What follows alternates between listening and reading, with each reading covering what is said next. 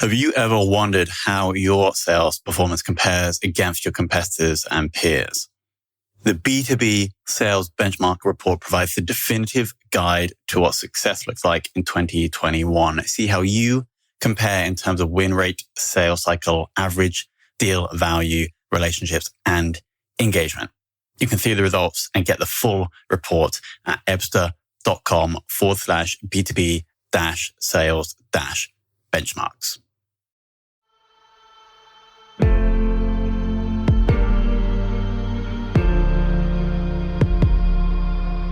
This is Sales Ops Demystified, the #1 most downloaded podcast in sales operations. We invite the brightest minds in sales operations onto the show to deconstruct the why, what, and how behind rep productivity, forecasting, metrics, and all things revenue. This podcast is brought to you by Ebster, the leading customer engagement platform for Salesforce.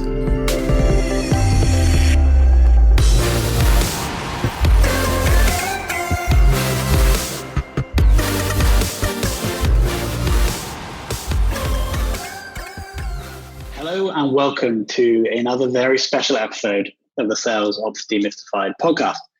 Today we're joined by David Zwerin.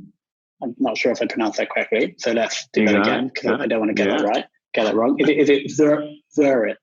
It's phonetic. Zwerin. Yeah.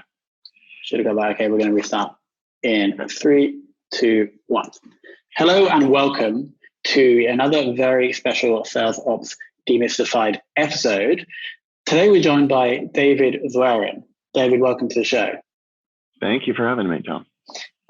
So it's always interesting to get sales ops people on that have sales experience, and David is one of those. But normally when we have people that have sales experience, they have less experience in sales operations. But with David here, we have someone who has experience selling, but also now a decade of sales operations experience. So this is going to be an interesting discussion.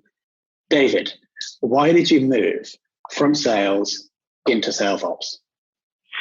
Yeah, it's a great question. I actually would say that sometimes sales operations found me. So I didn't make the pivot intentionally, but I went to business school and found that obviously the sales experience, but also just the kind of the strategy of how to run a sales organization was really appealing to me.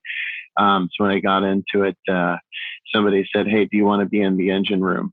And that was really appealing. So that's kind of how I got into sales operations. It was a fairly new, I think, kind of function within the organization to really kind of help businesses in terms of infrastructure get built from kind of the ground up. And really enjoyed the planning and strategy part of it. Sure, and you're right. I mean, when we started this podcast about 18 months ago, we kind of saw sales operations as like this new thing. But then obviously back then it must have been like relatively unheard of to have a sales ops department. Yeah, it was very project oriented in terms of the things that we did. We ran comp plans, we ran tools like Salesforce in the tech stack, and you started to see the partnerships between the different parts of the organization. So, how does sales and marketing work together, and how does sales and finance, when they close a deal, how do they work together? And you started to see the maturity of sales operations really take place as you start thinking about not only your own business, but the maturity of the business. Got it. And then if we zoom in to today, what's the current scale of your sales team, and then the current scale of the ops team that's supporting that, the engine room, as you said? Yeah. So it's obviously at TripActions, we're in a different climate today than we were, but the scale that we had been on was just an incredible tear. And we were growing not only all of the different functions, but also globally. right? So we had presence in the United States and presence in EMEA and then APAC. And so when you think about what the scale of a sales organization, kind of that commercial footprint looks like, you have to support it from a sales operations or just an operational footprint. And there are two ways that I was approaching it. One was having functional support, but also regional support. So when you put sales operations people into a function, so for example, our SDR org was getting to be big. You couldn't just have one person dedicate, 30% or 40% of their time to making sure that their systems and the process that they were actually working on were actually operational. There's so many different kind of changes or things that we want to set up in terms of process and maturity. So we would really try to aim to have a coverage ratio of ops to headcount that gave us obviously some flexibility over not only supporting that, but also supporting the new initiatives that we're putting into place. Got it. And roughly what did that ratio range between as you were scaling? Yeah, it would in the beginning it was very out of balance actually. We had there's two of us in sales operations for about 125 people. So that's not a ratio I like, and nobody likes in sales operations. But we actually were a lean team doing great stuff, and then we really started growing. And so, but I like to get the ratio right around 1 to 25 ish, if possible. If not, even better ratio, like 1 to 15. But, that's a very heavy overlay, and cost to the business. So you want to try to do that as smart as possible. That's a good point. I ask every interview this question, and I've actually found the average between 1 to 15 to 1 to 20. You guys were obviously like extremely efficient at 1 to 60. But you're right. I didn't ever think about actually, the sales ops resources have to justify the extra efficiency gained per salesperson has to justify the cost of the sales ops resource, right? And so I never really thought about it in that way. Yeah, it's every role that we put in. So I scaled the org, the operations org in a couple of different ways. But every time you put in a role, there has to be a business justification and be very crisp over what types of things that they are going to focus on. And that's actually one of the key things about our business that, every time we invested in a person or we invested in a program or a spend, it had to come obviously with very clear buy-in around kind of a business metric and ensure that we're doing the right things. Got it. Current sales tech stack at TripActions, please. Yeah. The tech stack is pretty, I would say it's pretty normal for a stage of our size. But our Salesforce is the core. And from there we have outreach. We actually just moved over to outreach. Love the partners that we have at SalesLoft. It just from our perspective, there's some scale. And then we moved over to ZoomInfo for most of our data enrichment programs, and so consolidated off of a few. We still use LeadIQ and LinkedIn, so as a really good kind of partnership there. And Chorus is an amazing technology for us in terms of really understanding what's happening on calls and doing our demos. And then we also use Atrium. Atrium HQ, which is it's a data and also strategy tool for us as a business.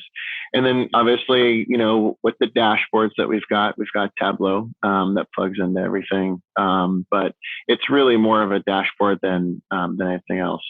So at a high level, that's our tech stack. I know I'm forgetting a few others, but those are more kind of like behind the scenes on how we do things. Got it. And I assume well, I'm assuming something here that maybe in the last few weeks, you or your team have been pushed to more remote work. Have you adopted any new tools or changed your process in any way to ensure productivity? Yeah, it's a great question. So, the things that, we did before, we had, Google Sheets for tracking projects and also Asana for, collaboration. But I think we kind of really moved more into Asana than in the past, just to really make sure that we had the right visibility. But, at the end of the day, being kind of a highly distributed organization already, we actually had a pretty good handle on working remotely, or at least, in different offices. I mean, yeah, and it's kind of an advantage, right? Because you guys, unlike your competitors, there's nothing slowing you down, right? Whereas let's say you had a competitor who's very similar, but everyone within the same office. Over the past month or so, it's pretty chaotic, right? And so they'll be doing all this stuff, whereas you guys can just keep doing what you're doing, focusing and cracking on. Yeah. But it's still, I think there's the human side of it, right? Where, it's, I am an in-office kind of person. I love collaborating, with people. There's nothing like getting real-time, feedback. We sit in a pod, turning you around. We've got a team of 5 of us in our pod that we can just sit there and just, ideate really quickly or do stand-ups. So I think there's a shift, though. There's like an emotional and a mental shift that I think we all have had to take. For sure. Cool. Now, you were saying just now about how whenever you're bringing a new person into your team, there has to be some kind of justification, right? If you're going to be paying this sales ops person's salary. And therefore, I assume when you have improved the productivity or done something good for the reps, you would track this and then record it, right? And so my question is, can you share a time where you or someone within the sales ops team has done something that has immeasurably improved the sales people's performance? Sure. Just like a real specific program. Yeah. We actually, had been trying to find the right formula of our dashboarding and what we would say kind of the manager level metrics in terms of how you run, a playbook with standard one-on-ones with your teams, because we're scaling so much. And how do we enable those managers to be better about the data and really understanding it? Because managers don't typically spend the time analyzing data. And so what we did is we ran a program. I led this initiative with Atrium HQ. So this is like a little mini commercial, unfortunately for them, but fortunately. But what happened was we did this.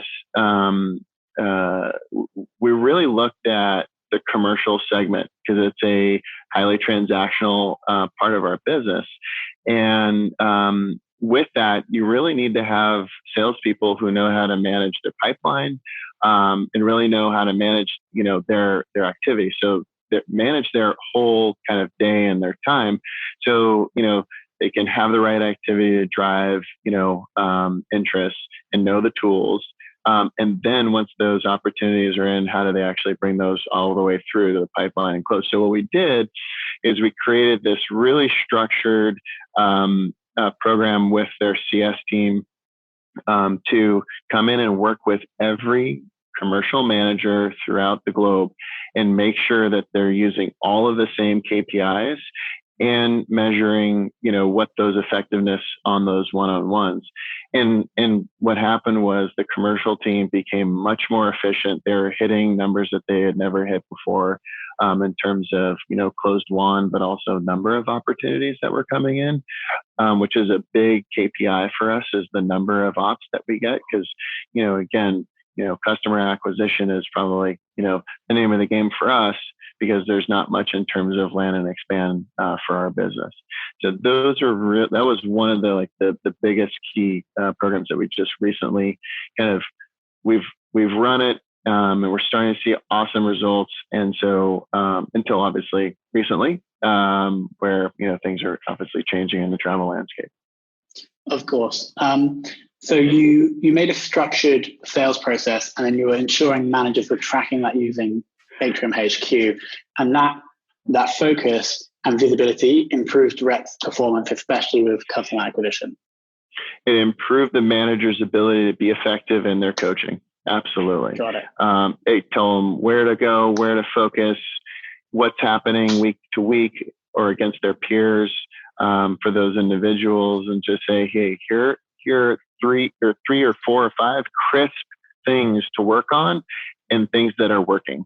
So those are like, the best part of how you make not only your teams better, but also how you can really help managers become like great managers. I think one of the most tapped part of sales organizations is actually having manager enablement and knowing where they should focus. Managers have come from places where like they are super sellers.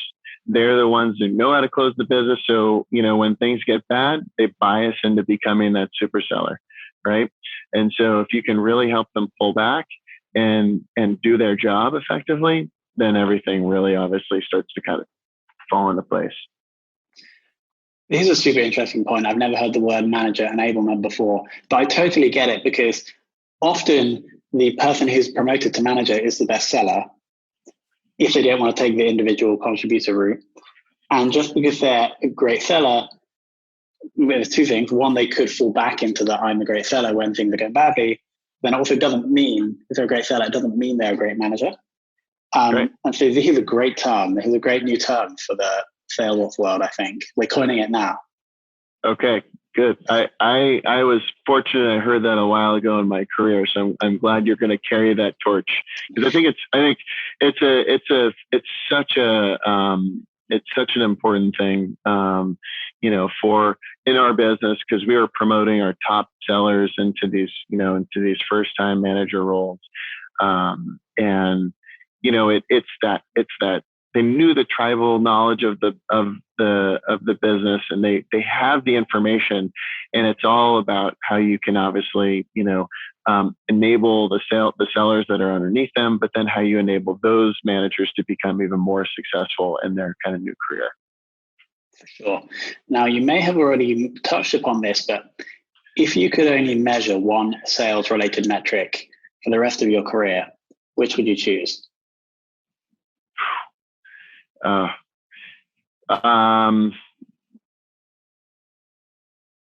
It's a great question. I mean, I would say something along the lines of customer retention, because it speaks volumes to what people are doing. That if you develop the right relationship with a buyer, an executive buyer or a champion, and you've really helped them solve the pain that they have and made their lives in terms of what they've done better for them and their business. Customer retention is probably the biggest, most important thing to the business. It's really funny. It's like, you can be the best seller in the world. You can sell millions of dollars worth of business, but if they're leaving in the back door, that means you haven't done your job. There's an argument here that this metric is a result of both the selling and success, which I guess in some cases is always done by the account manager throughout the process, but also is often handed off from the rep to the customer success person. Yeah. I mean, so in our business we're a consumption model. So if the seller does their job and they have a good handoff process and they work through the launch and they make that a successful launch, that is, they've done their job and they've done the handoff in the right way. Got it. Okay. So, I assume that's a commission event post-launch Post-launch. Correct. Got it. Okay. Yeah. And so there is some accountability past, like, I've agreed to buy. The seller is also there up until, during the implementation phase. Got Yeah. it. So, Yeah. no, go for it. So one quick question on this. Are you guys as sales ops also interacting and working with the success team? Yeah, for a time, I on our earlier stage, I ran the CS ops function as well. So standing up all of the metrics, we actually brought in Gainsight, and we were using a kind of an open source platform to measure the business. But ultimately, today we actually partner very closely with CS ops on process, and programs, and really trying to embrace the customer 360 in terms of you bring somebody in and what are they doing and who actually is owning the relationship. So inside of Salesforce, it's really important for us to be able to have that ability to kind of look and see what the current status is of a customer. Got it. Yeah, I think it's so crucial for that integration between the sales and CS ops, and is also I think we're seeing revenue ops, right, where they're essentially responsible for both. Awesome. Now, final question: who in your career has taught you the most or inspired you the most in sales operations? Yeah, that it's a great question. It's like this collective wisdom that I've been able to, I think, be able to learn from. As I think a lot about who my mentors are, and I think of people probably not in sales ops, but somebody who has really influenced me early in my career as a sales leader, who is very operational, and I would say like those types of people have really kind of helped shape things that I challenge every day in terms of looking at data differently. Do you want me to tell you the name of a person or persons? Yeah, one or two would be great. Yeah.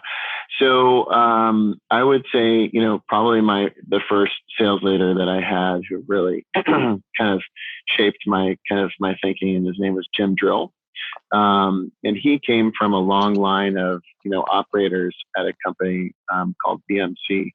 And there was a gentleman who ran the sales organization there who really just instilled an amazing operational rigor among his sales leaders. And so he just basically was able to share that with me, which was great.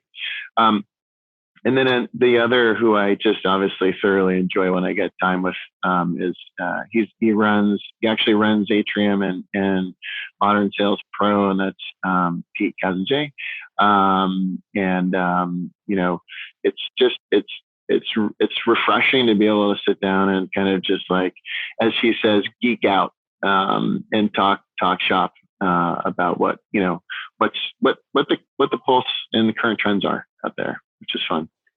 Yeah, we've got to get someone from Modern Sales Pros on. A number of people come on and talk about those guys. And then was it Jim Drill at DMC? Well, at BMC. BMC. That's but that was a long time ago. That was early in his career. But when I worked with him at Lithium Technologies. Got it. Awesome. Yeah. Okay, great. Now I've got a page full of notes here. The things I like that we're now coining, and I know someone might have told, someone's already coined this, but we're coining it now, which is manager enablement, because I think it's such an important point. And then I also enjoyed your commercial understanding of bringing in a sales ops person, or having to justify bringing in more people to increase your ratio. Obviously, you guys have gone from like 1 to 60 down to 1 to 15, right? Yep. But ensuring that you're going to the business and justifying why you need this person and how you're going to improve revenue with this extra person. And then the final point about the how retention is so important. And it's not just a salesperson to get someone to sign. It's not just a salesperson's role to get someone to sign and then running away, because that is not ultimately going to help the business and actually ensuring the salesperson's there for a successful launch is going to be crucial for that retention. David, thank you so much for coming on. Yeah, thank you, Tom, for having me. It's been a pleasure.